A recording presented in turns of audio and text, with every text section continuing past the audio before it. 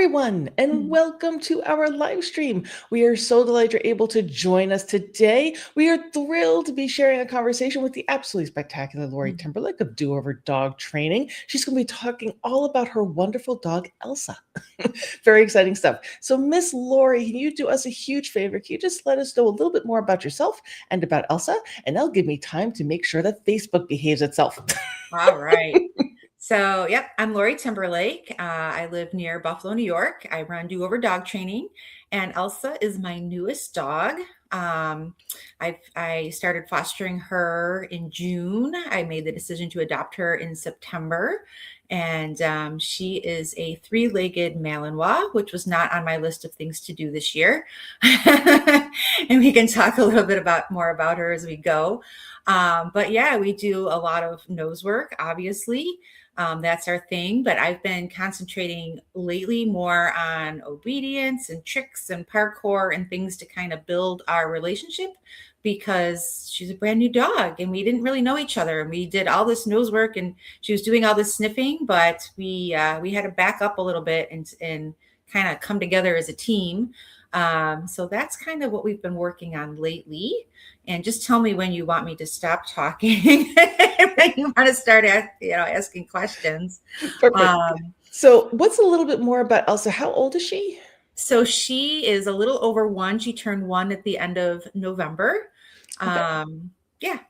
And so what drew you to fostering her? Yeah. So here's the story. So we had 3 dogs, but I had 2 dogs that passed away in 2024, within a month of each other. And it was the first time ever, for as long as I can remember, that I had 0 dogs. And it was not a fun time. And I needed something to fill my time. And I said, what can I do? I wasn't ready to get another dog yet. I was on a list. I'm on a list still for a puppy. And I said, what would keep me busy? And so I thought, maybe I'll foster some Malinois. And I do not want to keep one. This is not a breed that I want. They're way too much for me, but I will foster some until I decide on a new puppy. And I had another one before Elsa, and she was a lot of work. She kept me busy. And by the time it was time for her to leave, I said, whew, I need a break. I am not fostering. I'm going to take a break over the summer, and then hopefully by fall I'll have my new puppy. It'll be great. And within a week of returning that dog, they said, can you just maybe take this dog? She's just amputated. She's fairly close to you. You just need to get her healthy, and we will find a home for her right away. And that's how that. They hooked you in, and that was the end of that. Yeah. I mean, the day we went to pick her up, I mean, she was just so adorable, and she was still pretty young. I think she was, 7 months or something. And she was just fuzzy, like just the cutest, most adorable. And when they gave her to me, they're like, she's just perfect. She's the perfect dog. And, she was. And then we hit adolescence. And that was right about the time where I'm like, am I keeping her or am I sending her back? Because I was really close to saying, she'll find a good home. Like I knew she'd find a good home. And I should mention the rescue I work with is American Belgian Malinois Rescue. If you are looking for a Malinois, and I don't suggest it for everybody, or many people at all, they are a wonderful rescue to work with, and they will match you up, and they are not going to give a dog to someone that can't handle it. They do a really good job. Their vetting process is pretty serious, and that's what drew me to them. It took me a little bit to get approved, and I mean, it was quite a process that we went through. So I would, if you guys are interested, to look into American Belgian Malinois Rescue, ABMR. Perfect. So I'm just getting that link inside of the comments for you guys. Sure. So what a lovely little story that you have there, because I mean, isn't it just, I swear, these dogs are just like, but look at me, I'm so adorable. And then you're like, oh, I'm connected to you. And they're like, aha, I've got you. And I should say too, not that this was like, it was part of the decision, but from the day I got her, I mean, I just kind of fooled around with food a little bit. I'm like, let's just do some food in boxes. And this dog was finding treats like 6 feet up that I just put the bag up there. Yeah. And I'm like, oh, he is going to be a good nose work dog. And that really, and that was part of it too. I'm like, I want a dog that I can play my favorite game with. And 3 legs or 4 legs doesn't really matter. She's got a really good nose. So that also drew me in too. I'm like, oh, she's really good at nose work. So yeah. Perfect. So that's going to lead me into what are some of the things that makes Elsa a little bit different from your prior dogs? Obviously, she's got 3 legs instead of 4. Yeah. But are there other things that make her a little bit unique? Yeah, I mean, I've never had a high drive dog. I've had Rottweilers in the past and, all rescues, pet dogs. And then, I thought Daisy was a speedy, really good nose work dog. She's like in slow motion compared to what I have now. So she's very speedy, very toy motivated. She still, for nose work, prefers food over toy. So, I thought for sure I'd have this dog that could just whip out the ball and be like super cool, like everybody on, YouTube, but she still prefers her food over a toy. But just the drive and the speed. I mean, having 3 legs does not slow her down at all. I mean, at all. She is like a 4-legged dog. Sometimes I even forget until I'm taking her for a walk and people are like, oh, and I'm like, what? Oh, I just forget that because she's just like a regular dog, but high drive, which is much different than what I've had before. So when we're talking about her high drive stuff, what are some of the things that has surprised you as far as like when you've been doing training with her? And if maybe you're thinking back to doing an exercise with one of your other dogs about maybe how she tackles a search or the way that she thinks about a search or how she just goes into a space and works the space or any things like that surprising you? Yeah. I mean, I don't know about surprising me, but that I'm like, wow, how quickly she can solve problems. I mean, and it's definitely part of her breed, right? But I can run her on elite heights, and I'm trying really to back off and do easier stuff and kind of back down from what I was doing. But I was throwing everything and anything at her, and I was like, wow, like this is kind of cool. I feel like I'm cheating because she could do, like I said, the elevated 3-legged dog, and not that that matters, but I'm like, she's finding 6 and 8 foot heights. Like that's crazy. And not even that, but her age. I mean, she's only a little over a year old. We only started this. We kind of fooled around, like I said, in the summer. And here she is doing like crazy things that it's just easy to teach her. I show her the problem and she's like, okay, I got this. And then she just does it. So are there any things with that where you can start to see like, oh, maybe this would be very easy to rush ahead with, where Yeah. basically she is giving you an impression that she's got a really solid understanding of something, but maybe there's the details that she's missing? Yeah. And that's, I'd like to talk to everyone about that. If you do get one of these flashy dogs, it does make you look good. And you're like, wow, like they could do anything. But you don't want to keep making it harder and harder and harder. Like I said, I am now going into the spring thinking about NW1s and level 1 ESTs. And I don't want to overface her. I want her to come back and work at her level and make sure it's solid. Because I feel like I just could keep adding and adding and adding. And I don't want to get to the point where she's like, okay, now it's hard and I don't want to play anymore. Right. So I've really, that's been my goal. Actually, my goal the last few months is kind of backing off and doing more of the tricks and parkour and relationship things. Because I think that will help her just settle down too. Because she was so fast that then I found she could solve the problem really quick. So then I found that it was taking her longer because she's like, well, the game's over. So I'm just going to run around. And I'm like, I don't want that. Right. Right. So yes, I have backed off a bit because I could see we were spiraling a little. I think this is a really important thing for people to realize is that, and again, this can happen with any dog, but particularly for those dogs, like you said, that they look so flashy, and we start getting enamored with watching them. We're like, oh, you're so brilliant. They're like, I know, let's do more. And then all of Right. a sudden, like you're 10 yards down, and like, wait a minute, we missed all this foundation stuff. Hang on, come back, come back. And they're like, no, and they're just Yeah. like over the horizon. You're like, come back. Yeah. That's kind of where I'm at now. Like it was really fun and exciting. And I'm like, this is so cool. And now I'm like, all right, put your trainer hat back on and let's go back to our foundation. Yeah. Perfect. So, what are some of the special considerations that you have to keep in mind, or that you're learning about, or that you're even experimenting with, given the fact that you have these two things at the same time? You have Yeah. this really high drive, super smart, super, energetic, gung ho dog, but she's also got three legs. Yeah. So, are there things that you have to think about because those two things are happening at the same time? Yeah, there's one thing that I've been thinking about, even from when it was a glimpse of me keeping her. I'm not thinking, well, I am right now thinking about NW1 and ESTs, but I'm thinking about Elite and Summit, right? If I've kept this dog and this is the game I want to play, what can I do now to make sure that we're solid then? And things I worry about is her stamina, being on three legs, because she hops a lot. So we are doing rehab and things like that to make sure that we can keep her as healthy as we can and using the muscles the right way and all that, and hopefully not have any injuries.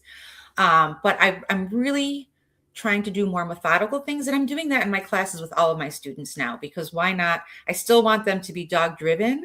I want the dogs to lead the search, but I want them to learn to search a little bit more methodically. I think that will just save them time and help them be better searchers when they get to the upper levels.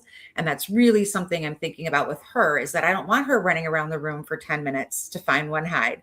I want her to search in a systematic way without me dragging her around the room. Like, I want her to do it on her own. So we're doing a lot of, methodical container searches, perimeter searches, vehicle wraps, things like that, so that she will learn now that, hey, as we go up the levels, it makes sense to maybe find the hides in the order that we encounter them. So that, just because I worry about, I mean, she has a ton of stamina right now, but will she in 5 years or 7 years, right?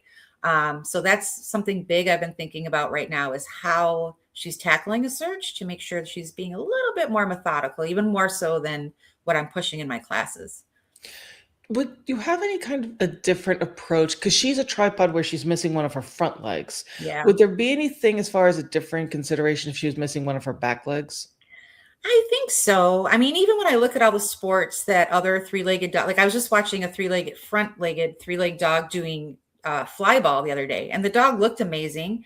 And I'm sure that handler is, doing all the right things to keep the dog healthy. But I, I am really concerned about her missing a front leg, because all of, all the weight goes on the front, where if she had a back leg, I don't know that I'd worry as much. So yeah, I'm really careful about her jumping and even running. She's still a 1-year-old dog though, so I don't have her wrapped in bubble wrap. I want her to be a dog, but I am as careful as I can be. And that's, other things I'm thinking about. If other people are thinking about these things, like, do I want, right now she's really sure-footed and she doesn't slip. Do I want to get boots? Do I want to get booties or Crocs or whatever? I don't think she needs them now, but I keep thinking maybe I should get her used to them now. So Mhm. in a couple of years, if she needs them, they'll be part of her routine. So that's something I'm thinking of. But yeah, with it being a front leg, I definitely have my concerns. Right. And Yeah. again, Lori and I are definitely the worry wart category of dog trainer and dog owner. So yes, we Yeah. are simpatico about that. Yeah. So as far as other kinds of equipment, are you using a collar or a harness with her? And if is there a preference as to why? Yeah. So interestingly, I can't say the word. I'm using a collar. Um, because I try to keep my equipment very separate for different sports and different activities. So we use a harness with a handle for her rehab and parkour and things like that. And I wanted her to have something different for nose work. And also, with her missing a front leg, I'm like, what harness do I want to get that isn't going to get caught on things, because it's going to have a little gap, right? So I've just been using a collar, and she is very clear. When that thing comes out, she knows we're doing nose work. So even when we're at home practicing, no matter what, I always put that on her. And it seems to be working fine. I do use a harness for other things, especially if she's going to jump a little bit. That's when I use the harness with the handle on it. So yeah, I've been using a collar. I don't know if that's the right way to go. And other people can certainly chime in if they have three-legged dogs and they have things that have been working for them. I'm curious to hear, because I'm new at this. I had a three-legged Rottweiler years ago, but hers was due to cancer and she was older. So she wasn't a Malinois, a 1-year-old Malinois. So this is all kind of new to me also. So I'm sure if people have suggestions, I'd love to hear them after the live stream or whatever. Yeah, absolutely. So if you guys want to chime in with any kind of feedback that you have or your own experiences, you can put those inside the comments for the live, or you can always put it on the replay as well. We're all about sharing experiences here. Yeah. So what are some of the things that you're noticing as far as, has she hit any kind of frustration where she either is getting tired or that she is mentally getting tired about something? Are you experiencing anything with that, or is she just gung-ho and she's just happy as a clam to do whatever as long Yeah. as she can? I feel more mentally like we had a day the other day. I had a day off. I'm putting my air quotes but we like went for a walk in the morning and we kind of got ambushed by loose dogs coming towards us and behind us, and we were walking with a friend and her dog, and then we're boarding a dog right now, and then she had class that night and she was just so amped like that. None of that tired her. It made her more amped. It was Mm-hmm. just too much in one day. So I've noticed I really, when everyone talks about the off switch, I really work on giving her downtime, whether it's in the crate or on her bed, like where we're just not doing anything. I want her to think we're going all day long. And I do try to do more mental exercise than physical exercise. Yeah, physically, like if we go for a long walk, I feel like she's more energized afterwards. So like I don't take her for a walk to tire her because it doesn't. Right. But doing a little session of learning a new trick or something that will mentally tire her, and I see the frustration there. If we're doing too much, then she gets more amped, more amped, more amped. Mm-hmm. So yeah, I see kind of the opposite of what I would see in other dogs. She gets more mentally amped the more stuff we do. So I really have to balance it with slowing her down and doing quiet things like chewing on a bone in her crate. Yes. And I think that's a really important thing for people to keep in mind. Again, particularly when we're talking about nose work, there's so many more people who are really drawn to high drive dogs. Oh, maybe there's a working line lab or a Malinois or, et cetera, et cetera. And they may not have had those kinds of dogs before. So they may encounter the very thing that you're talking about, because our go-to is we just need to do more because obviously they're a higher drive dog. And clearly I have to do more stuff with them. And that just makes it worse. Yeah. Yeah. I found less is more for sure. Perfect. So the next thing I have for you is, what are some of the things that you're adjusting or maybe even experimenting with her that may be a little bit different than what you did before? So you had mentioned the more trying to get her to be methodical, so she's not just like racing around the search area for 10 minutes like, woo! Yeah. So are there other things that you may be adjusting or experimenting with this new dog? So for nose work, not really that much. Not really that much. But I've noticed for other things, and this has just been a revelation like recently. And it's so funny because you watch all these videos and it's everyone luring their Malinois, like doing all these fun things, and the dog's just following the food. She does so much better if she's just shaped, if she just figures it out on her own and then she's like, got it. So I've been using a lot more clicker with her, a lot more letting her figure things out. Because even in the beginning, I'm like, I don't know. Can she do a pivot? Can she do a spin? Can she heel because of her hopping?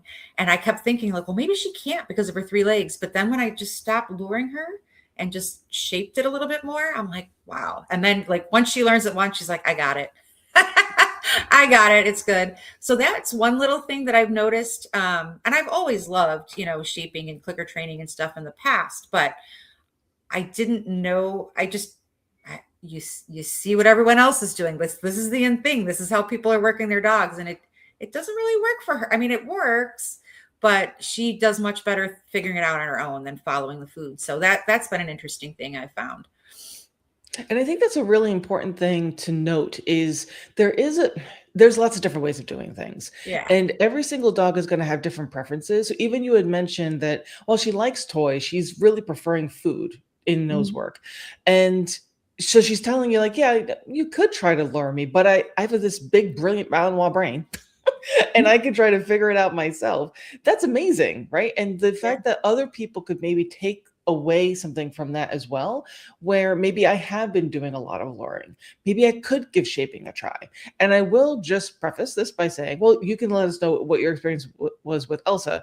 But if your dog has never done shaping before and they've always been told what to do, please expect them to be like, what is this? Right. Just tell me what to do, because that's what happened with my Doberman boy. Oh my God, he was just like, he would just bark at me like, just tell me what to do. But once he figured out what shaping was, oh my God, he loved it. He's like, I can make you click and then give me a cookie. Oh my God. So Yeah. could you talk a little bit about her? Like, did she have an easy transition where she was like, oh my God, of course, this makes so much more sense. I'm smarter than you anyway. Yeah. Like, this is the way to go. Or did she have any kind of adjustment period? No, I mean, she still gets a little frustrated. I mean, I think that happens sometimes with shaping, like, well, what do you want? What do you Right. So I've learned to make the sessions really short. And just like in nose work, when they say, do a search and then put your dog up and let them think about it. The same with all training, right? We'll do a short little session and I'm like, I'm not sure she's really getting it. I bring her out next time and she's like, cool, got it. So that latent learning, the downtime, the resting in between, and just doing short sessions, even though she's got all the energy in the world, if I did a half-hour session with her, like, it wouldn't go well. Right. So it's basically like a handful of food. And when that handful of food is done, that's when our training session is done. So short little bits throughout the day. And my husband too, he works with her the same thing. He does one little session and then, and then go rest. And I think that's I think the most important thing is that rest. Just because they're a Malinois doesn't mean they need to run around all day. They need to learn to just chill out, because who wants a dog that's just crazy all day long? Yes. Not me. So are you seeing any kind of crossover with that approach with what you're doing with your nosework sessions, or were they already designed that way, where you were doing a search to be like, okay, we're going to now let you kind of percolate on that and we'll come back to it tomorrow? Yeah. I mean, I do very short sessions. We might do a couple or 3 in a day, but like 1 or 2 hides. That's it. That's all we need to do. We don't need to do 10 hides. I certainly can. There's been days. One thing I can talk about with Elsa, her only downfall, the only thing that's really like, she is a morning dog. And I am not a morning person. I found that I'm now getting a lot more work done because I get up way earlier than I ever did before. So there are mornings, and we always say, be thoughtful about your hide setting. There are days that I will just go put 5 or 6 hides out and grab my coffee and just say, go. And I will put thought, like, okay, today we're gonna do elevated, or today we're gonna do all threshold hides. So at least I try to put some thought into it, but also just doing a single hide or 1 or 2 hides and putting her up is fine too, right? But there are times that I'm like, I just need a minute. I need my caffeine to wake up. Go ahead, and then sometimes I think I said something really hard. I'm like, oh, this will take her a minute. No, she finds it right away. And here, I'm skipping all over the place. But another thing I thought of that has been very different from other dogs, and I see this in class sometimes, where the dog tracks where I step. So I try to be careful. I set a hide and then I kind of zigzag around the room or touch a bunch of things. I thought she was way more of a superstar than she is, because I could put a hide in the back of the house. She'll be in her crate. I let her out. She's there before I can even have the treats ready. And then I dawn on me, and she's following my steps.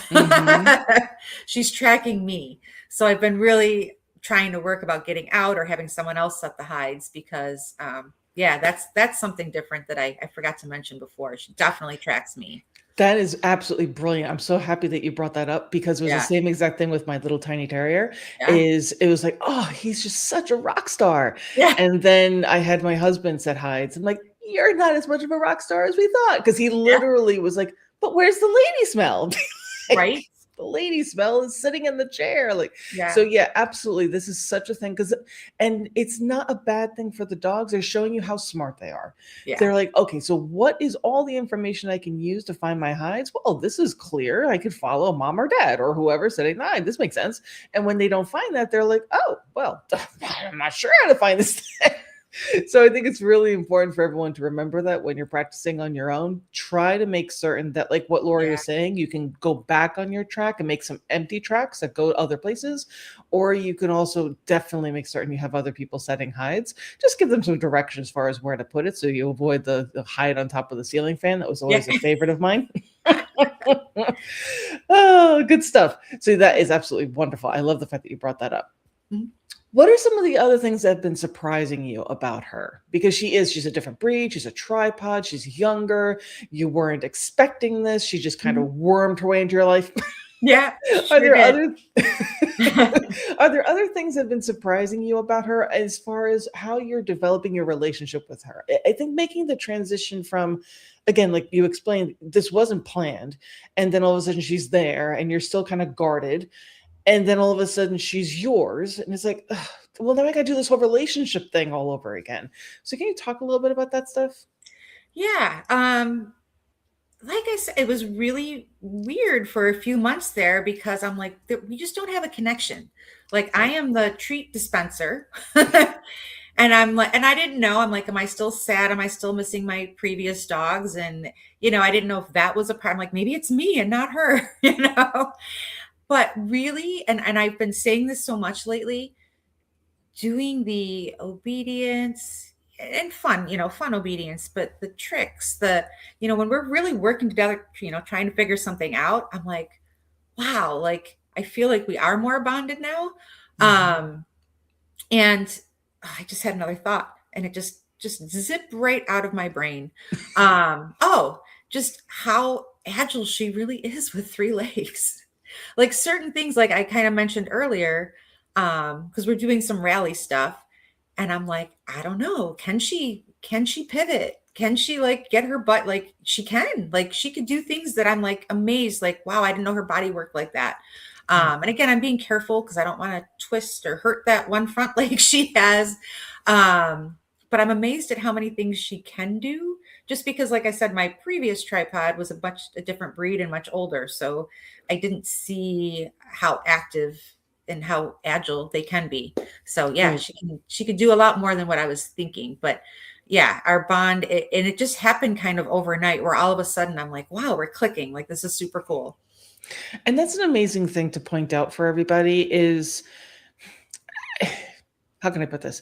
I want to make certain that people appreciate that that journey is going to be different for everyone, and that it can, particularly when you're coming off of a loss, it's so important for you to give yourself the time to grieve and to have that little the time to come over the fact that you lost the dog that you had.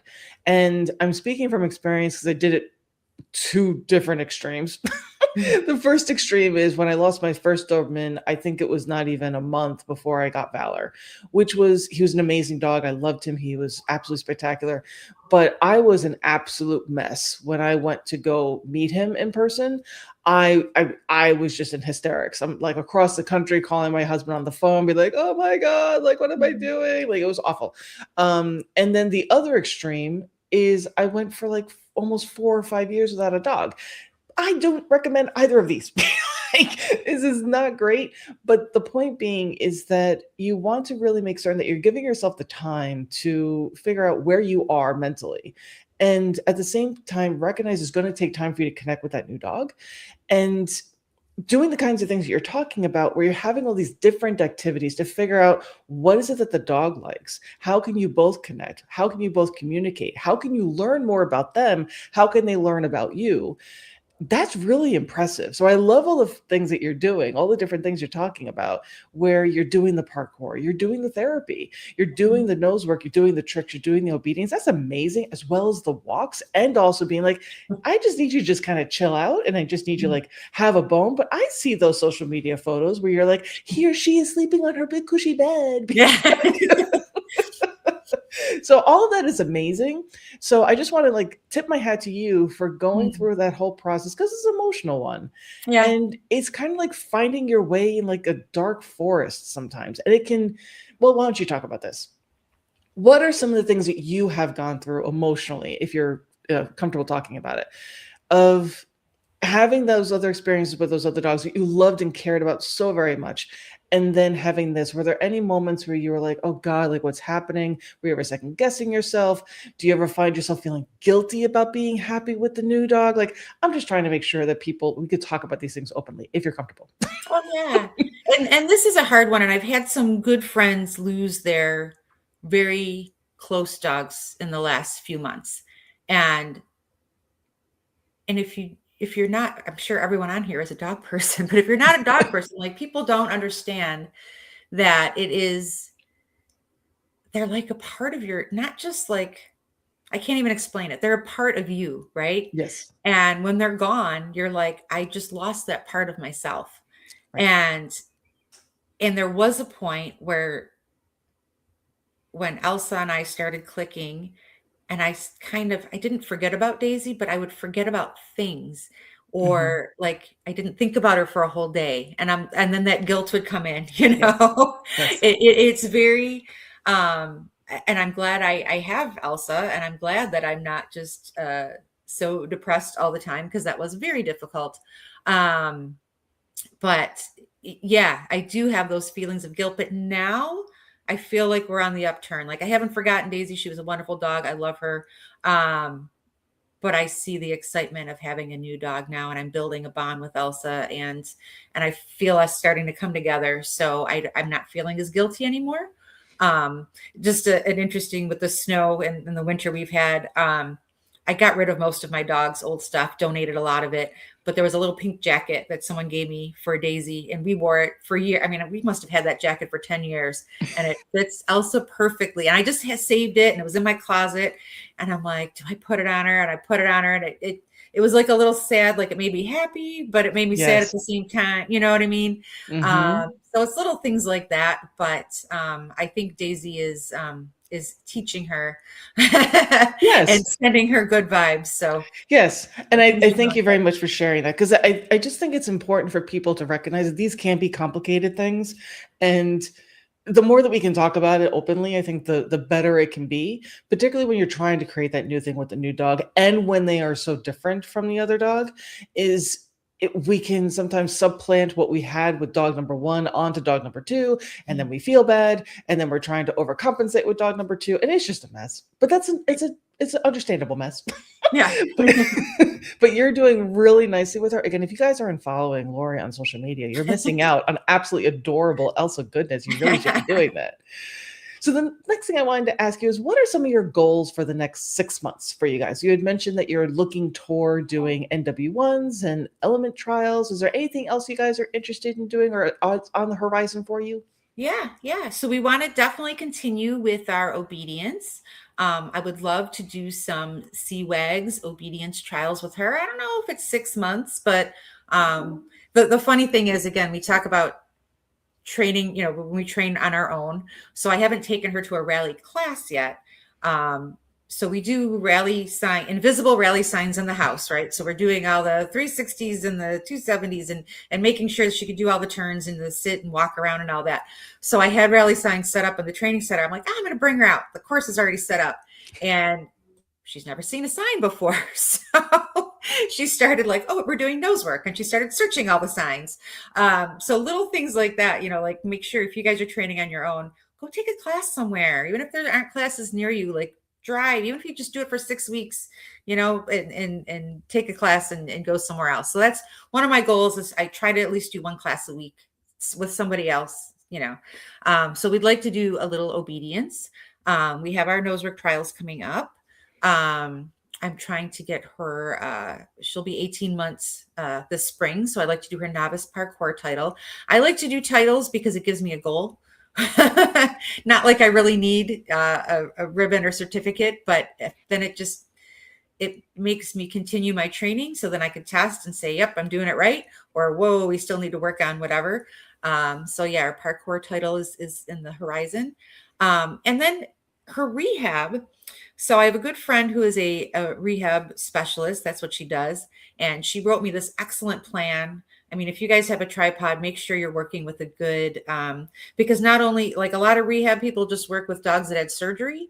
She made me a plan for an energetic 1-year-old. dog. So, but half the things on the plan we just couldn't do because Elsa was like, kind of wild. Right. So we've been working on, instead of me trying to manipulate her and get her on the bowls, of her doing it herself. So yeah, my next 6 months, I want to make sure that she can really do all those exercises properly. I have a little Westie knocking on my door. Come in and be on the Facebook Live right now. Sorry. That's okay. But got me off my train of thought there. But yeah, we definitely want to work on the rehab and make sure we're doing it all correctly. So while we've been working on it, I've been just doing the easy stuff. So that's definitely part of the plan. But yeah, just keep our bond stronger, and her manner, her public. We don't go to a lot of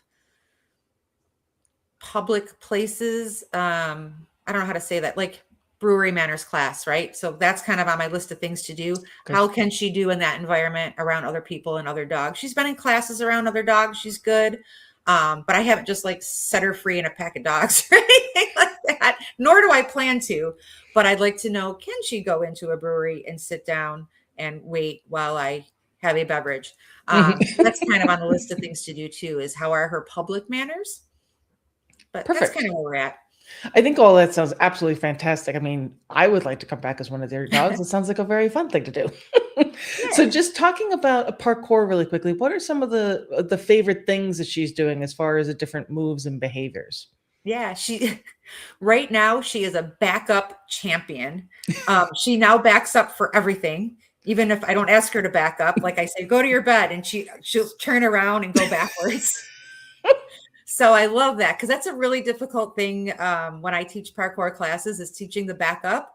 Like everyone really struggles with it. So it made me really happy that I'm like, look at this. She can go all the way across the room.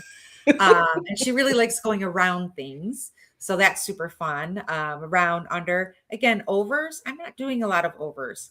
Yeah.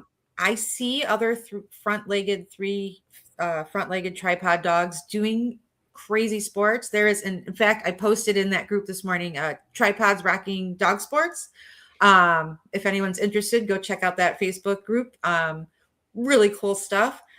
I'm just, again, she's not in bubble wrap, but I want to make sure that she's still this happy and energetic in 10 years. So I'm not doing a lot of the jumping. She'll do a little jumping, we can do little minor things, but that's one thing that we kind of avoid. And even like the unders and crawling and stuff like that, that's a lot of pressure on their shoulders. And she really just has, well, she has two shoulders, but so we're a little careful when we do that stuff. We don't do a lot of it, but yeah, she loves her parkour, and she does love to jump. I just try not to let her do it. She's like, Mom, I'm fine. Yeah. So can you just talk really quickly for people who maybe are solely focused on nose work and they're like, but why would I bother doing parkour? Can you enlighten them of the power that is parkour? Yeah. So, well, like the thing that I keep saying, relationship building. Not that scent work or nose work isn't relationship building, but we really want the dog to go out away from us and do the thing. but I'd like them to still know that we are there and still be able to follow some direction. So the parkour is really good relationship building, because you're figuring things out, like, how do I get my paws on this thing in a safe way that's wobbly or whatever. So it really helps, with the training and that. But the confidence building. So if your dog's nervous about finding a hide in a tight space, you can work on your unders and work on, different parkour things where, they're maybe going under a picnic table. Guess what? Now, when you have a hide under a picnic table, your nose work dog will be a little bit more easy getting under there to find it. So yeah, it really helps with the confidence building a ton. Perfect. Yeah, I try to encourage everyone to really appreciate just how much in nose work we're just assuming the dogs are just going to be able to do the thing, where the dog may say, I don't think I can stick my head underneath that thing. That thing might fall on me. Or I don't want to go in that tight space. Or I don't know how to use the environment to get that hide. I didn't know that I could put my paws up on this. I didn't know I could wiggle in here, because they've never done it before. And by doing it in a different context away from odor, first of all, you're not potentially ruining your hide, which which would be really bad. But also you're generalizing that. And again, Laura explained this so well, of building that confidence and the body awareness is priceless. So yes, you guys, I know you're obsessive about nose work, and I am too. But you guys can do other things as well, and it will broaden the horizons for your dog. And like what Lori was explaining, again, I really appreciate you doing all this, information sharing with us during this live stream, is you want to try to generalize all these skills with these different things. Short sessions, don't overdo it, but you can overdo nose work. You can't do everything in the context of nose work. It's not going to work. So instead, trying to broaden your horizon to these other things. And that's why we love what Lori does, because that's exactly what she does. So with that, I just wanted to give you a moment to talk about, because you were doing a bunch of stuff for us. Yeah. Because you are nothing if not busy. And you're like, I know, let me torture myself some more by doing a lot of stuff with Diana. So you have a bunch of webinars coming up. The first are all focusing on nose work. So you can talk about what that series is, the NACSW Trial Experience webinars, please. Yes, I'm super excited about these. So 3 parts. The first one is ORT through NW3, and it's a lot of what to expect. I think if you know what to expect when you go into a trial, how the setup's going to be, what happens when you get there, all that kind of stuff. That's a whole, yes, you and your dog can find hides, but if you've never thought about your dog being in the car all day and checking in and how staging areas and all that kind of stuff, if you don't know what to expect, that's going to throw your whole day off. So the ORT through NW3, a lot of what to expect at a trial, how to plan for it, things like that. And then the middle one, I'm super excited about. It's Element Specialty Trials and Elite Select. I feel like a lot of people have no idea what the ESTs are, especially if there's not a lot of them in your area. Hosts don't want to host them because they're afraid nobody's going to come, and people don't enter them because they don't know what they are, and they are super fun. They are my favorite type of trial, and we host a ton of them. And I'm really excited to actually run in some this year. So the middle one's going to be all about those, and Elite Select too. A lot of people don't understand what the Elite Select is. There are certain areas of the country where they just haven't even had any yet. So let's talk about Elite Select so you guys can be prepared for that. And then in the last one, we're going to talk about Elite Premier, and Summit, and kind of just go over what you can expect in those types of trials. So I think that will be super fun and informational.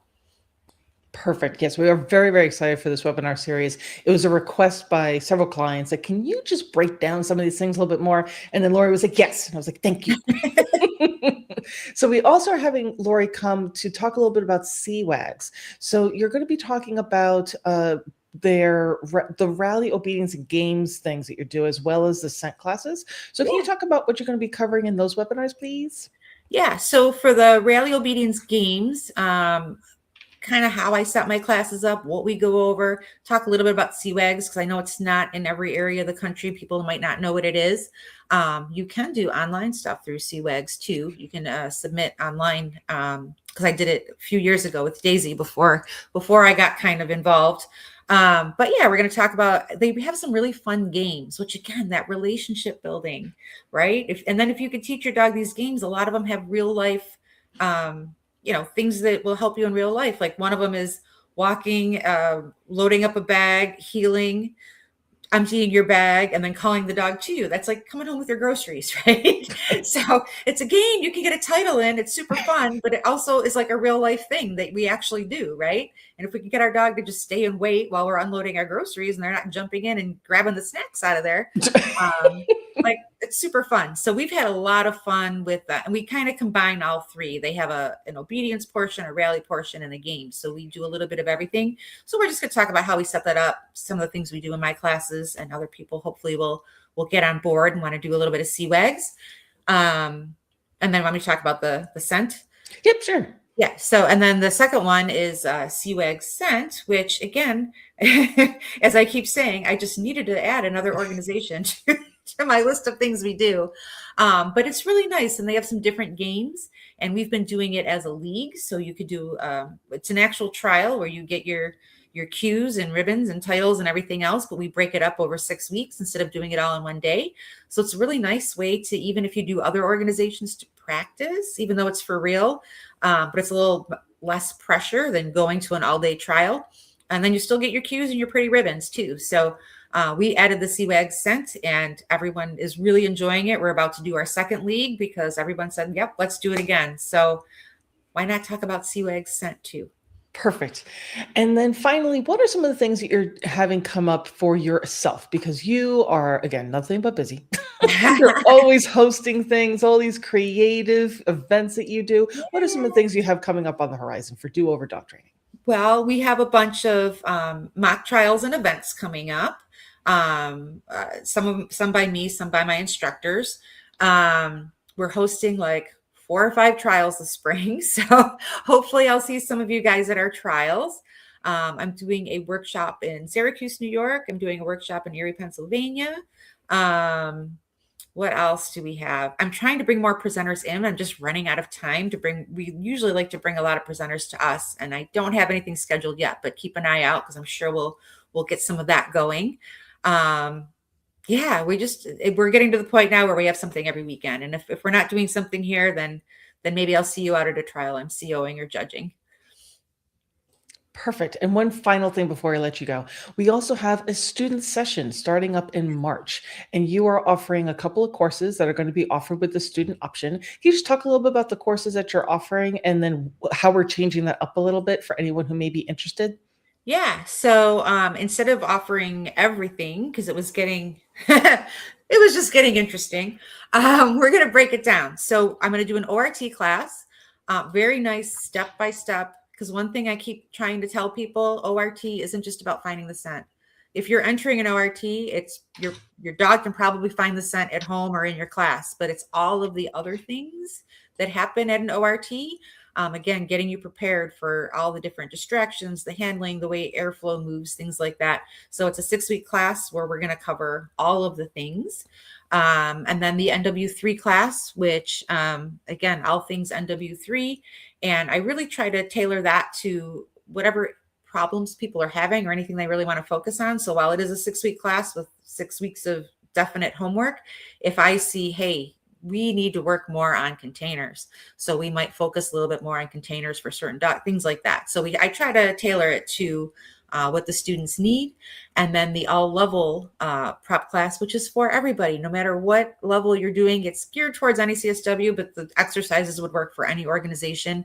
It's kind of taking broader things like distractions. And I have 5 different distraction exercises, and then you pick which ones you want to do and send them in for review. So that's kind of how that one goes. It takes more broader things that we can adjust for whatever level you're at and work on those. So that's been a really, really fun class. Perfect. And we're also changing the way that we do our student classes a little bit, where we're now incorporating Zoom aspects to them as well to offer some more interaction. And there's also going to be a community attached to those too, because Facebook is evil. Yeah. It's just not playing well. So we're really excited about that. Lori has been extraordinarily generous with everything that she's been offering with Network University. Again, as you guys can tell, she's very experienced. She has been involved in Nosework forever. She's a really good dog trainer, and she's just so she's observant, thorough, and kind. And she was one of the first instructors that worked with us here at Network University. And I have been thrilled to partner with her, and the business that she has grown, the way that she's just helps so much in the community is so amazing. And now the fact that she's sharing this lovely little story with little baby Elsa is just so nice. So Lori, thank you so very much for everything that you do. Was there anything else you wanted to share with everyone before we start wrapping up? No, I think we're good. I'm just, again, I am welcome to anybody else's ideas and thoughts about having a high drive tripod dog. And we'll definitely come back and talk about what things have changed in the future and what different things she's showing me or I'm learning from her. So yeah, it'll be interesting. Perfect. Yes, we absolutely look forward to talking to you again. We'll be checking in about 6 months and a year and just be really enjoying checking in to see where that journey is, see what you guys are doing. And I'm going to be very obsessive over the little Elsa photos and videos in the meantime. But thank you guys so very much for joining us for our live stream today. We really do appreciate it. Again, if anyone has any experiences with tripods and you wanted to share any of those experiences, feel free to write those inside the comments. Those will be posted up on our Network University Facebook page, as well as our YouTube channel. So you can write those inside the reply there. But please make certain that you give a cookie to your puppies for us. Happy training. We look forward to seeing you all soon.